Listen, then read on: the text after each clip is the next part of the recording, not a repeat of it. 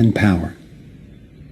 David Icke explains how he sees the Federal Reserve rigging the so-called business cycles. Stage one, it's like throwing a fishing line out.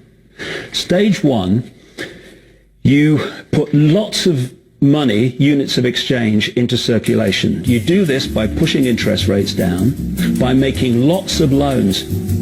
This is the part of the cycle we call a boom.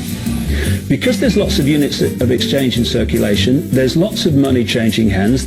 That generates lots of economic activity. That generates jobs. And as more and more money is spent, there's more demand. So companies take out more loans of fresh air money to increase their production.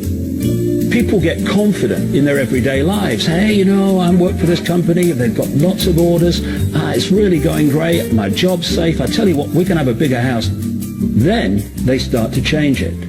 What they do is they pull the fishing line in. They push interest rates up. Now, fewer people, are taking out loans, and they make the criteria for having a loan from the bank stronger anyway. And also, now, as interest rates have gone up, a larger part of people's income is going to pay back the extra interest and not being circulated in buying things. Suddenly, there's nothing like as much money in circulation, and therefore, fewer things are being bought. Companies start to go down in terms of their profits. They start to shed jobs, and they start to go out of business.